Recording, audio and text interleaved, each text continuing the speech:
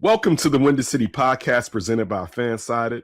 That is Alex Shapiro. I am Kenneth Davis, and we're going to go and talk a little bit about some of the things that we've heard coming from the Bears management and also the head coach over the last week or week and a half. We know that, the NFL had meetings in Phoenix, so there was availability. So, of course, we'll talk a little bit about Indiana, Arlington Heights. Ben Johnson also had something to say as far as divvying up the amount of time he spends with the offense, special teams, and particularly the defense, and how he believes he can help the defense and special teams by paying a little bit more attention to them. He believes he gave a little bit more of his time to the offense, but now since the scheme has been installed, he doesn't feel like he has to spend the same amount of time with the offense, and that he can help benefit Dennis Allen with pointing out some of the offensive tendencies that they'll face with some of the teams that they'll be moving and playing against this upcoming offseason. Alex, how are you doing, my guy? I'm wonderful. How you doing, Kenneth? I'm good. I won't say I'm frustrated. Well, one, I know we have a future episode where you bring up Angel Reese, and that definitely went to a tailspin. So make sure you tune into that as we talk draft, and the draft of soonly approaching. But also just the whole state. First of all, let me say this: anybody frustrated about the length of the stadium, that's on you. If you don't own it, I don't get your frustration. I mean, they're going to place. Is it going to affect what we, as Bears fans, what we're going to see on the field next year? No. So I really don't care. It will. As Shapiro told us that even if the stadium opens in 2030, that's just going to affect as far as the Bears and money being spent. They say it's not, then I don't really care. Yes, it should have been done, but it isn't. But it's not something that really bothers me. What bothers me is them not playing in the city. That bothers me. It bothers me that an economic resource, and again, of course, they want money, but if we're talking about Big Ten championships and things like that taking place in this place, I would want that money to remain here in the city of Chicago. I'm a resident of the city of Chicago. The Bears have played here forever. I know they started in Decatur, but we're not talking about that. We're talking about the city of Chicago and where they've been playing for the most part. That one season in Champaign-Urbana. Remember that one season? Yeah, my dad died after that. But I'm so sorry. You never got to see the spaceship. It's all right. It's been that long, Alex. I think I've adjusted. Shout out to my pops. But yeah, it's just one of those things where it's just like, okay, here we go. So Bears president Kevin Warren has come out and said that, of course, the plan is by this spring or summer to finally have finalized the location. And after finalizing the location, then the design will come up because somewhat, and it makes sense to a degree, the design will factor in the location to maximize it. As possible. So it's different if you're playing in Hammond compared to if you're playing in Arlington Heights. We know the amount of space that you have in Arlington Heights, but hey, they may give you all of Hammond now. Indiana's willing to do anything. Hammond, Indiana is now just Bears world. Bears land. Like you come right off the expressway at Skyway, rather. Wendy's, the Taco Bell, gone. Look, the casino is actually in the stadium now. All right, like horseshoes in this. They're smoking. First of all, y'all need to stop allowing people to smoke in that damn casino. All right, I swear it choked me out coming from a concert one day, having to walk through their place to get out of there. I felt like someone had opened my mouth and dumped ashes from a ashtray all in my mouth. It was terrible. All right, if you want to smoke, you just need to be smoking. Take your ass outside. That's a good defense is a good offense. If you're smoking cigarettes yourself, then your mouth is it's like acclimated to the climate. I haven't. So next time, just smoke a cigarette yourself. I haven't smoked a cigarette, and Lord knows how long it's been. I remember weird part. One of the main reasons I started smoking cigarettes was because of Afton. So Afton used to smoke cigarettes, right? She's gonna hate me for this. Yeah, I know. Right? Afton used to smoke cigarettes. After you smoke cigarettes, right? She officially quit when she got pregnant. She had slowed down, but she officially quit when she got pregnant. So this lets you know how long we've been together. I remember when we were younger, going to restaurants and actually sitting in the smoking section. Like that's how, which is like terrible, right? Like it's like There were first of smoking all, sections in restaurants. How crazy is that? it's stupid, is what it is. There were Everybody, smoking sessions in take restaurants. your ass home. All right. Smoke in the car with your kids like good 80s people did and with secondhand with smoke. the windows rolled up. Right.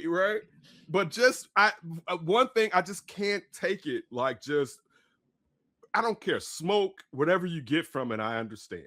But the actual smell is never really like great for me or whatever. Anyway, enough of that. We do not I condone get off. smoking on the Under Windy City podcast. To be clear, Yeah. I was joking. Do not condone Particularly in restaurants.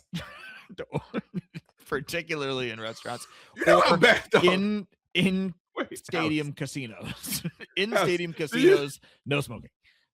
do you know how much of a smoke fiend you have to be?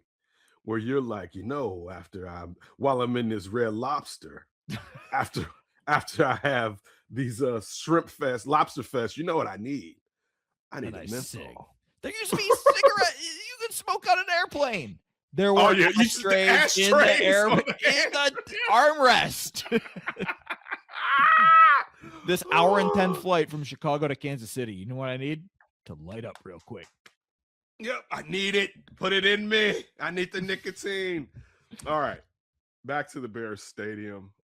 Alex, let me ask you this. Honest percentage from Alex Shapiro, the chance that they end up in Hammond, Indiana. Oh, man, I feel like I've lost my sense of this. If you had asked me last year, if you had asked me 6 months ago, I would have said 0. Maybe I'll upgrade that. And this is just me. This is just me talking. Maybe 5%. I don't know. I still cannot fathom how the state of Illinois fumbles us away. And I know that Indiana has like welcomed them with open arms, is getting everything on the silver platter. They're giving the Bears everything they want. The Illinois legislators, they are back. They are meeting. It has been reported in the political universe. This is a top priority for Illinois lawmakers, right? I think they just got back in session a few days ago. They're going to be in session through the end of May. I still believe in my heart of hearts the Illinois lawmakers are figuring this out, and that the Bears are going to build a stadium in Arlington Heights where, by the way, they already have 326 acres or whatever it is of beautiful land to develop, and it will get done. That, to me, makes the most sense. That, to me, is still, well, maybe not the path of least resistance in terms of getting it done with the lawmakers, but I still believe it gets done. So, again, I've maybe moved from 0%, it's going to Indiana. Maybe 5% is a little, maybe it's 15, 20% it goes to Indiana. But I don't really feel like I have a good sense of this at all, because for forever I thought it's gonna be in Arlington Heights. It's simply going to be in Arlington Heights. And overwhelmingly, I still do feel like the lawmakers are gonna get it done. It's gonna be in Arlington Heights. Kenneth, you're muted. I'm so sorry. I apologize. I blew my nose and I didn't want anybody to have to hear it. Thank you, Alex. You know what I hate? I hate that I'm going to have to go through this. And this is the part that I hate. You hear about the past times where Indiana has been used by leverage by the Bears for a stadium. I remember Michael McCaskey having not the greatest relationship with the second mayor, Daley, right? And basically, they had to bring in George because Daley was like, "I ain't messing with that guy no more." and I'm paraphrasing. And Daley basically threatened the Bears that if you go to Indiana, you're going to leave that Chicago name moniker here, and you'll be the Indiana Bears or whatever, right? And I remember thinking as a kid that it wasn't going to happen or whatsoever. So this actually, and I don't know if it's because I'm an adult, feels more legit than they did in the past. But I don't think George McCaskey has the will to move the Bears out of the state of Illinois. I just don't. I don't see it. Thinking about the fact that George Hallis, his grandfather, wanted them in Arlington Heights at one point, I think even gives him more validity to say, well, I am accomplishing a dream that Papa Bear Hallis had, or perhaps maybe, even though I don't want them to leave the city.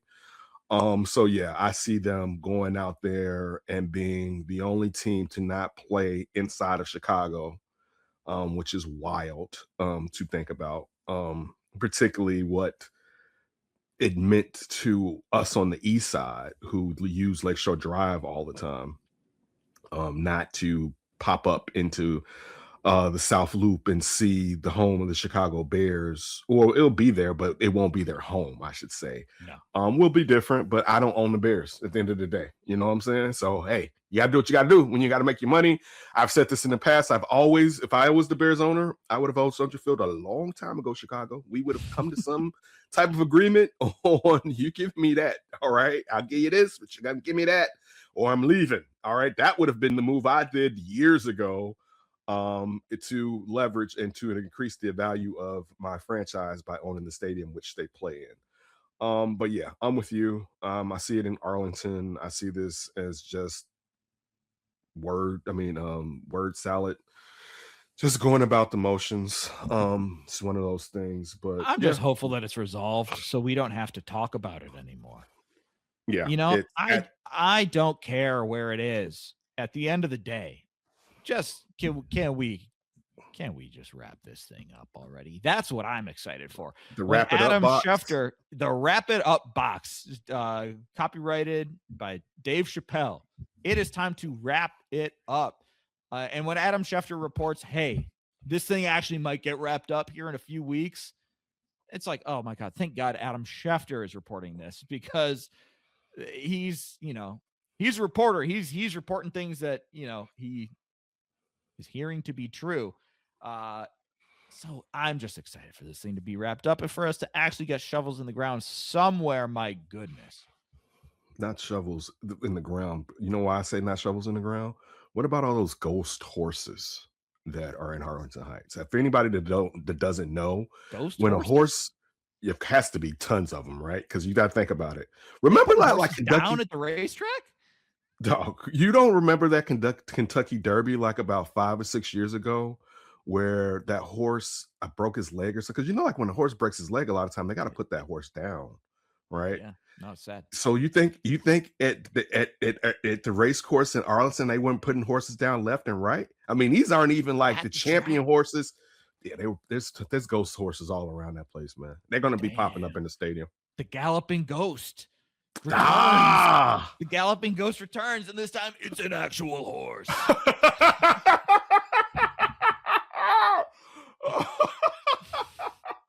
Oh man, there's gonna be so many sights of ghost horses and little man jockeys, because there's got to be a couple jockeys that got taken out too. So it's gonna be. It's bad business. It's just stay in the city. I'm just telling you, it's gonna be an Time issue. to reevaluate Michael Reese. Can we get the soil samples of Michael Reese back? No, more. That's more ghosts, Alex. That's way more ghosts. That's a lot more. That's right. That was a hospital. That's a lot more ghosts. Yeah, you don't want to go to Michael Reese. So we're running out of options. We're running out of too many options here, man. Too many nanas with the IV things, ghosts walking through. Oh no. All right. Anything else to add on the stadium before we switch over to what Ben Johnson had to say about his time management moving forward? No, let's talk about the football team. All right. It's a pretty interesting article from Phil Thompson from the Chicago Tribune. He's been covering the Bears the last season. I don't know if it's this season or last year. I know he's usually over with for Blackhawks. for Weeder. Yeah, he did. So all right. Bears head coach Ben Johnson said that him and defensive coordinator held everything together for Johnson. Well, it said that, hold on, let me go back and read this. He was talking about his family and how his wife held the family down. He said it was the same as defensive coordinator Dennis Allen on the football field held everything together for Johnson, while he focused overall duties of a first-time head coach. But like at home, Johnson feels the need to make up for the missed time at the office. And when asked where he thinks he fell short last season, despite winning 11 games and making it to the playoffs, the first thing that comes to mind is time management allocation. Johnson said that he spent so much time installing a new offense and teaching the scheme that it drew his attention away from the defense and special teams. Which I watched the self-scout. There's multiple cut-ups that I'm not proud of. I take that personal. It makes me feel like I should have done a better job either coaching the coaches or coaching the players or spending just a little bit more time making sure that we were doing what was right that particular week. And so there's a lot going on, but the time management portion of it, I think I can tweak a little bit to help us. This offseason, he has split his time between the offense, defense, and is intended nearly every defensive staff meeting, an experience he found eye-opening. Johnson also has been able to lend his perspective as an offensive game planner, someone whose job last season was to break down the style and defensive tendencies of 14 opponents, including the 15, including the Rams. More so the scheme, this is the last part I'll read, more so than the scheme and what about each defense is a little bit unique to them. It's the play style that jumps off the tape, Johnson said. And so Allen and I are in agreement that this time that we planned the game the way that we wanted to play, when the ball carrier's tackled, we hit pause and we, as a coaching staff, looked at how many players were in the frame. And we've talked about that, Alex, when it comes to rallying around the ball. Now, we all know that one of the greatest Bears defense, the defense that last went to the Super Bowl, Lovie Smith's defense, one of the best parts about that team was rallying around the ball. When you personally, the amount of turnovers, we know, of course, the peanut punch, but the amount of turnovers they generated, a lot of it was because they rallied Briggs, Urlacher, Tillman, those defensive linemen, those defensive backs. You would see so many jerseys around whoever had the ball. And last year, you did not see that, particularly where when we're talking about the linebacking core. Now, the linebacking core was dinged up. But you didn't see them enough in every frame when it comes to tackling a ball carrier. And that's just something that we thought about. But it's interesting that Ben Johnson is self-evaluating, and that's what you want to hear from your head coach and realizing what he can do to improve his team. Because let's be honest, this is his team, this is his career. And one thing about Ben Johnson and me being a proud backer of Ben Johnson, it seems like he wants to be great, and to be great, you got to self-evaluate. Yeah, absolutely. And just, I mean, when we're talking about that, it's like, yes, okay, there's the self-evaluation. I need to be spending more time with the defense. I need to be spending more time here. I need to be spending less time here. That's all great reflection. But also just naturally, he's already installed his program. He's already laid a lot of that groundwork. So he won't have to repeat a lot of that, right? Instead of doing everything from scratch, doing it for the very first time, putting together his staff for his very first time, like, there are going to be new faces, obviously, and there's going to be some repetition, but there's some groundwork that's been laid that won't necessarily need to be repeated. Or if they are repeated, things like, hey, how are we putting our schedule together? Those conversations can be a lot shorter. All of it can be a lot more concise, and all of it can be a lot more efficient. So just by itself, he should have more time to dedicate to other things. And this is where we're talking about the Bears building that foundation, then building upon that foundation, right? As that foundation gets stronger and stronger and stronger, now you can start putting up the frame of the house, right? Now you can start building.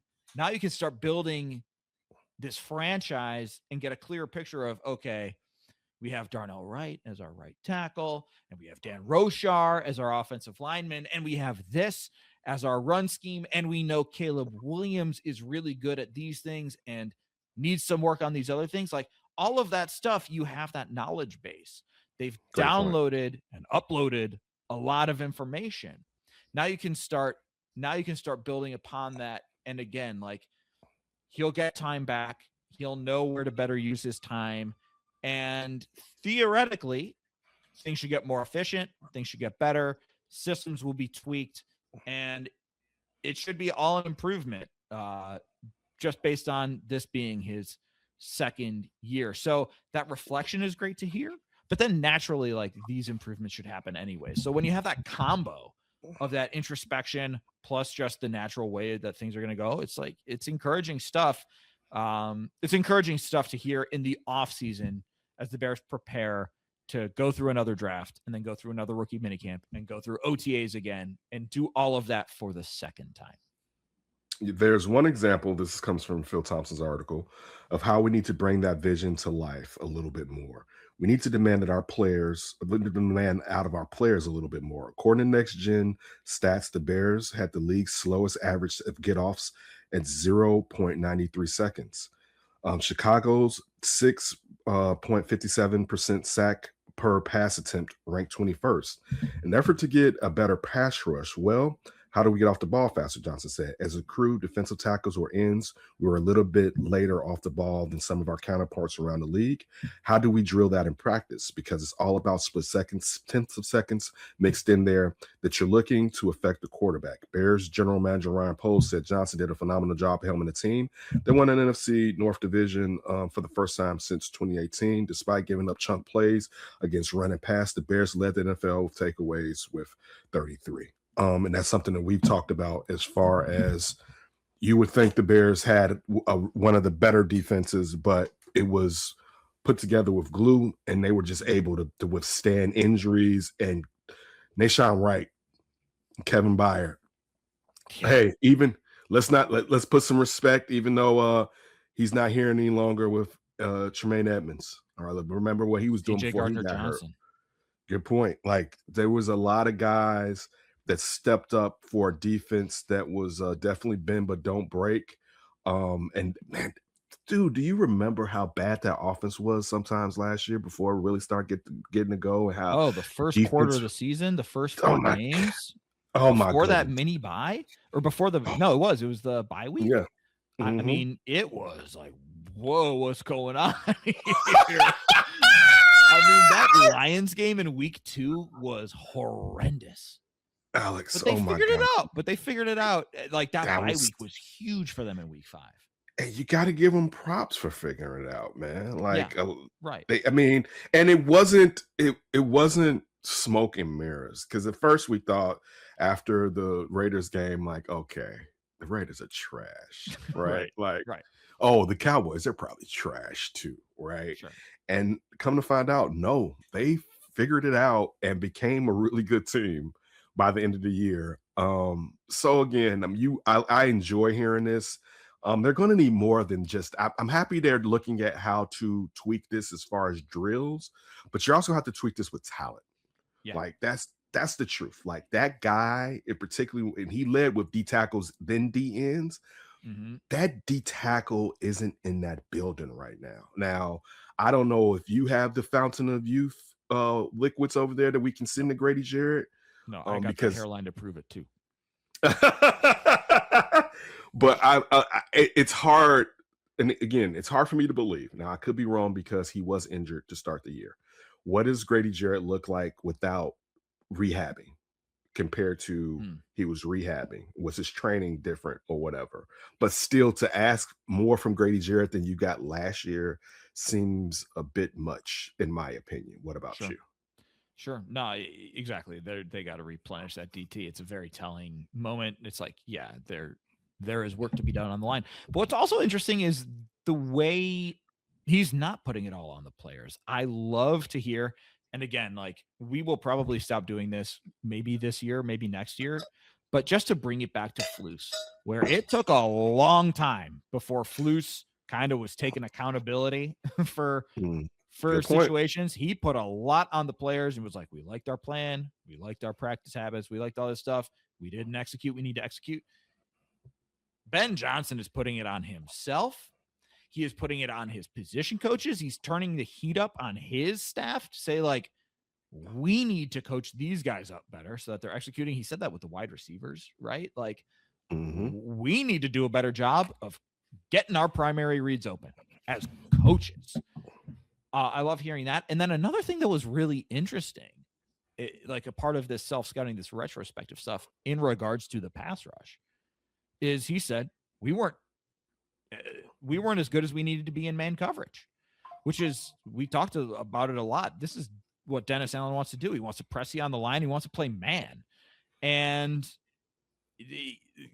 Ben Johnson is saying, yeah, okay, there were a lot of great takeaways, but the man coverage wasn't good enough at times. It didn't give our pass rush a chance to get home because guys were getting open too quickly and quarterbacks could get the ball out super quickly because, hey, we're not playing very good man coverage. So I like that he's spreading the blame around, to be quite honest. This is a new year, and we've also heard a lot of this, which I love, that like we got to forget about the successes of 2025. We got to forget about 2025, period. It is time to turn the page to 2026, right? He said numerous times over, I am sick and tired of hearing about 2025. It was cool for about a week when fans would come up to me and be like, oh man, it was a great season. I loved it. He's like, enough. I'm done hearing about it.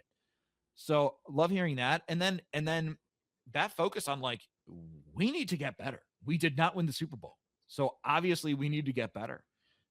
And not just saying, I mean, I'll compare it to another Bears coach that we need to get better and spreading the blame around. Matt Nagy, what happened after the wild card loss to the Eagles? It's a gust to silence. Shout out the Masters, which is on the TV in front of me right now. Shout out the Masters. They're doing a gust to silence. They got how many kickers? 37 kickers they brought into Hallis Hall. And it was just kicker because it felt like, oh, if we just had the kicker, now we're a Super Bowl team, while ignoring the warts everywhere else.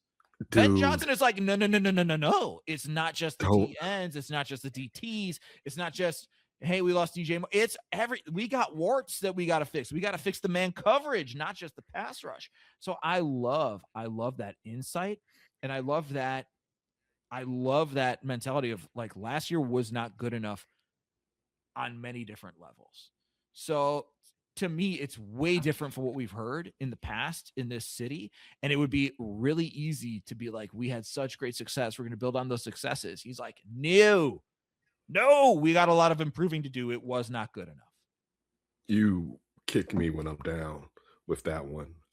That memory. With Augusta silence at Hallis Hall. I mean, when you just think about the stupidity of not self-analyzing that year, realizing that you didn't help Mitch Trubisky as my screen freezes. You didn't help Mitch Trubisky to grow as a quarterback. You didn't come back with, okay, if Mitch is only this, how do I use this as best as possible while I have him? Right. I got I got to have more running plays. And I know some of this was Mitch not wanting to run as much, but you didn't take advantage of his athleticism. And hey, listen, he may not be my quarterback, but I'm going to use him up. You know what I'm saying? Like one thing, this kid may be battered and bruised, but we're getting some victories out of it with what he can do. Or like there was one week where they ran a lot out of I formation, and it worked. But he's just like, listen, I don't like I formation, so we're not going to do that again. And they didn't do it again after it worked really well. Stuff like that. The inconsistency to match the running game with the passing game under Matt Nagy. Not a bad man though.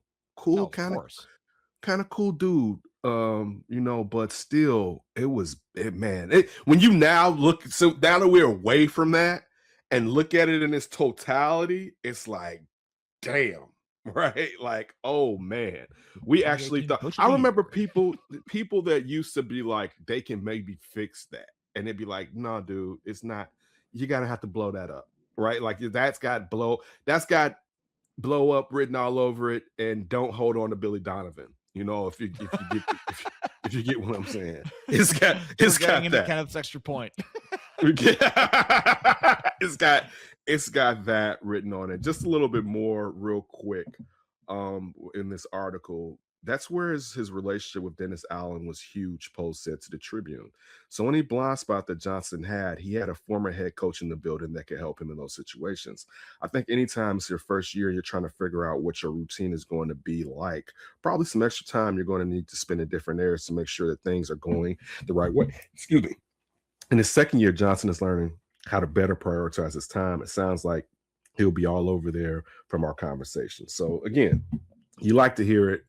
It's easy to say, it's easier one. Let's be honest. This is easier said than done. All right. We'll have to see him sticking to it. Not saying he won't, but how him sticking to this and have to see how it helps the other phases of the football. But again, it's just like you said, from the receivers getting open more.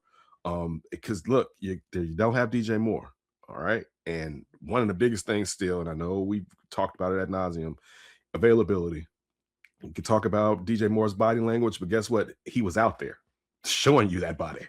All right. Compared to guys that are sitting down with froze picked out to the nth length, and I'm talking about Rome Odunze, of course. And Rome has to really step up this year and become the guy that was drafted in the top 10 that the Bears need, because that's what they're going to need this season.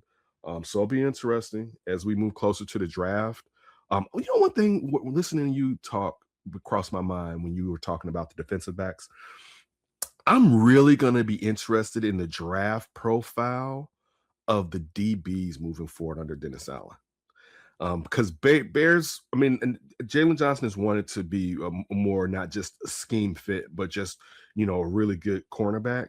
Right. But the Bears have been more of a zone scheme when it comes to their corners and putting guys on the island. That's going to be interesting seeing the type of guys that you're going to draft that you think can go out there on that island moving Well, forward. see, we saw that a little bit with Zay Frazier, who was just I like know. huge dude, like just looked like Al Harris. Um, so yeah, we'll see if they continue along those lines. And it'll be interesting to see. It's not like building a wide receiver room. So this is also something that Ben Johnson has said in the past. When you're building a group of skill players, he's like, you're building a basketball team. You want a point guard, you want a center. You can't have a bunch of 6'4" dudes. You can't have a bunch of 5'11" dudes. You want to have a wide skill set so that it's like, okay, for this concept, we're going here. For that concept, we're going there. That's not necessarily the case on defense so much. So it will be very interesting to see how that plays out. Also, we heard Ben Johnson, just bringing it back to the wide receivers a little bit. This was on Tom Thayer and Jeff Joniak's podcast that they do, Bears, Etc. He met with them one-on-one, talking a little bit more about Khalif Raymond, who we spoke about. We had like an in-depth podcast about him and the Dan Pompei story. And it was a little bit telling. One line in particular was telling. He was like, yes, he's a great punt returner. Yes, the character. Yes, he can take the top off of a defense. But the thing that really dinged for me was it's the trust on option routes. It's I know that he knows what to do in these situations, and obviously how important that is. We talked about that a lot ad nauseum with the young guys. And in terms of installing the offense, right? Like, how long is it going to take them to learn all of this stuff, learn all this terminology? You don't have to go back to square one. Khalif Raymond is a dude where it's like, I know he knows what to do with all the different options, all the different leverages, all the different things. The trust level is already there with Khalif Raymond, which I think is like, it points to him having a bigger impact on this offense than Devin Duvernay did last year, or potentially even Olamide Zaccheaus, right? Olamide Zaccheaus played a lot, but didn't necessarily have the production impact. That trust, I think, is really important and says a lot about why Khalif Raymond is a Chicago Bear. Yeah, I totally agree. And also shout out to you, because that was the guy that you picked at the beginning of who the Bears should bring in. And we were looking at punt returners, third or fourth receiver depth guys, and you threw Khalif Raymond out there. And I said then, like, yeah, I think you got the best one. And they went and got him. So shout out to you for being the person to put him on the map here on this show, this platform that we're on. Anything else before we get up out of here? There was one more thing, just like the growing sense, people hear, listen, read, etc. more, it sounds like the Bears really did want Kevin Byard to come back. And listen, they made him an offer. He obviously got more money to leave and go play for the Patriots, which is like, God bless, man. Like, I'm never gonna be mad at a guy. Go take the higher paycheck, right? It makes all the sense in the world. You got to do what's best for you. But when the Bears brought in Kobe Bryant, it seemed like they also hoped to bring back Kevin Byard and have the two of them together. But now, obviously, the Bears, they got to move on. But that was another thing. It's like, yeah, okay, we knew they made him an offer, and we knew that there was something there. But it sounds like actually they kind of did want him back there. Oh, well, he decided to go someplace else, and like you said, we're moving on. Would have been nice to have him back, but I'm interested to see who they replace him with, and how the safety room shakes out with having four safeties leave the building. or well, 3 leave the building. So we'll see. I mean, I look right now they have to do something to disprove me. I have faith in Dennis Allen. I have faith in Ben Johnson. All right. Um, Everything is not going to be saved. The money is not as loose as what it was before last year. Right. Lots tied up now. So sometimes there's going to be a hole, and you just hope youth, as far as somebody that you didn't maybe know would be able to fill it in, fills it in, and we'll see moving forward. But that still, if they can fix it, also this, if they fix the defensive line, some of that in the backside is going to be remedied. Also, just being honest. And also, let me say this too: they really weren't healthy. I mean, your best cornerback didn't play majority. Of this, your first 2 cornerbacks didn't play majority of last year. Yeah. All right. So you're talking about your nickel guy and your guy, your outside guy. All right. Both were really banged up. And imagine how the defense would look different when you have both of them playing. I wonder though, and this is something that crossed my mind, if Jalen can't stay healthy, and that shoulder's been an issue since college. I know it wasn't a shoulder yet last year, It but was if he can't stay oblique healthy, groin thing, right? yeah, yeah, it was something growing thing. I wonder how long he'll be in that uni if he can't stay healthy with making the amount of money that he's making moving forward. Can we say the same thing about Kyler Gordon? I'm pulling up Kyler Gordon's contract right now. He just got paid. The only reason I say that is because his extension kicks in now, doesn't it? Gordon's and Jalen is in the second year of his extension. According to Spot Rack, which is the salary cap site that I use, according to Spot Rack, the Bears can cut Kyler Gordon in 2027 with just $5 million of dead cap. What about Jalen? Jalen Johnson is making a lot more money. Mhm. That man is extremely highly paid, as he should be, because he is very good at football. Let's see. Jalen Johnson, Spot Rack, bear with me. Do you know what they say about podcasts and what really works great on podcasts? What? Listening to guys Google stuff. That's what people come for. That's what the people. Let me listen to you type and Google stuff. No. Okay. So if the Bears cut Jalen Johnson in 2027, $9 million in dead cap. They're not. Yeah, you're not cutting him. Alrighty. Anything before we get out of here now? No. Do you want to talk more about Billy Donovan, or was that enough in the middle just to invoke his name? I really wish that Mike Malone had left that position in UNC open. Being someone who loved Billy Donovan's Florida team with Joakim Noah Great. and They were Al back-to-back Horford, champs. dude, I loved that team, right? I would have loved to see Billy go back to college, particularly at UNC. That would have been nice. Um, Billy needs to go. It's time. Turn it all over. Bring it, give it to, if you can get just from little rumors, you can get Masai Ujiri as the president, and Luau wants to come and be the general manager.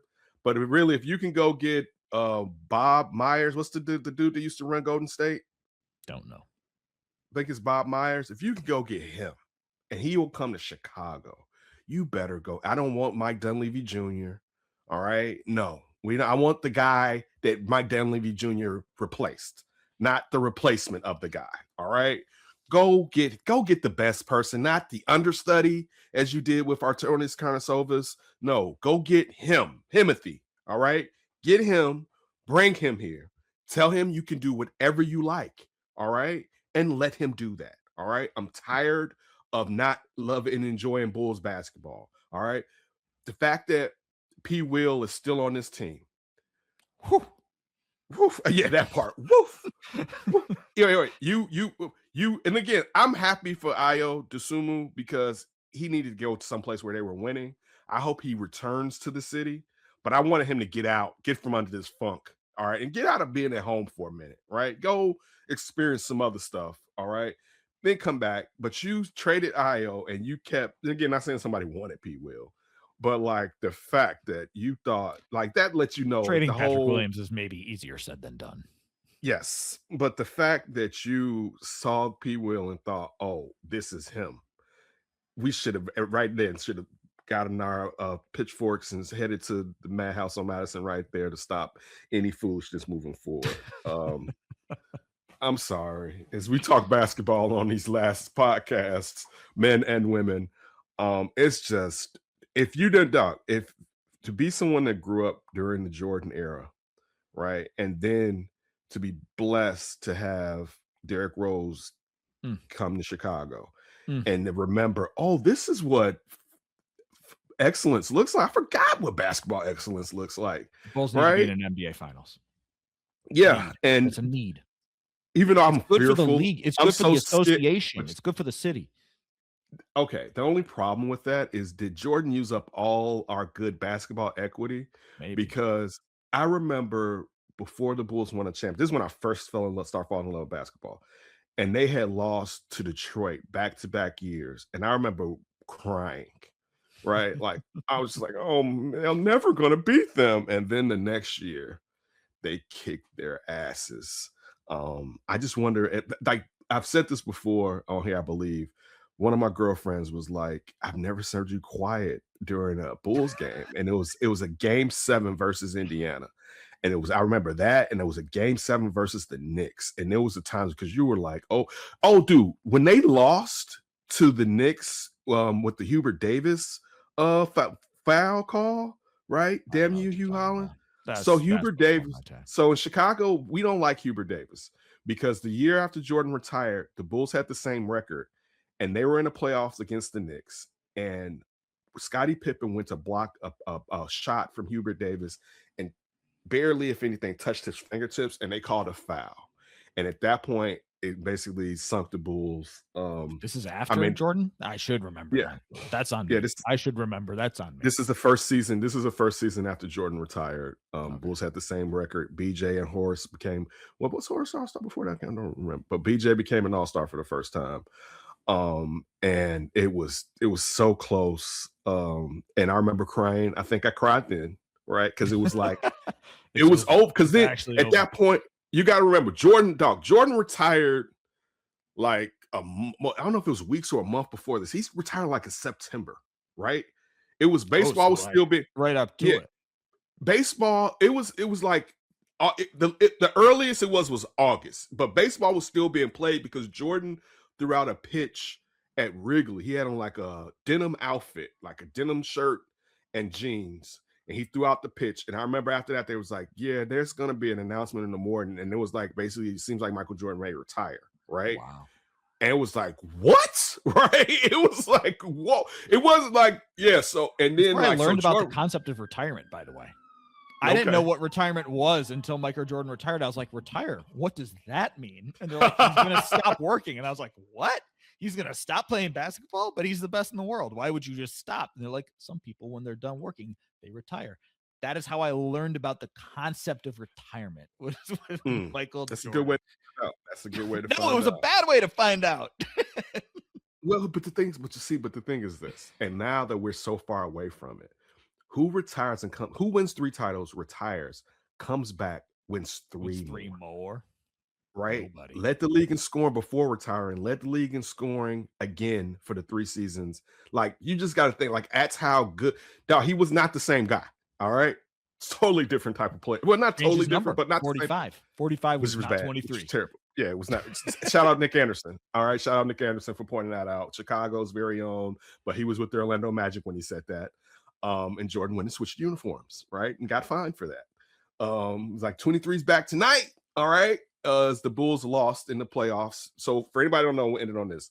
Jordan retired and came back. So that year I was talking about, he retired. He came back the following season and played the last 15 games of the season. So baseball was on strike. Jordan wasn't going to, of course, be a scab. So we hear rumors like Mike may be like coming back, and you start to hear that. Then it's Mike is practicing perhaps with the team. Then during a Bulls game, Scottie Pippen wearing Jordans puts his foot up Oh, and right. Put points it to up to his the camera. Yeah. and points to it like, Yeah. and then it was like, oh, it is and Jordan then just puts out 2 words, I'm back. The And facts heard around Jordan the comes world. back and plays against the Pacers. I believe it was at Indiana at the time. and Reggie Miller pushes off on him so damn hard. Reggie Miller must have been so mad. Oh, Reggie, I'm What do sure you Reggie, mean yeah, he's because coming back? oh yeah, because he would have had so many more all stars and Oh, stuff, and if Jordan wasn't absolutely. in the way, Can you but imagine if Reggie yeah, Miller just played in any other era where Michael Jordan was not also playing at the same time? people would put proper respect on Reggie's name. So Jordan comes back for 15 games, hasn't played basketball in a year, almost 2 seasons basically.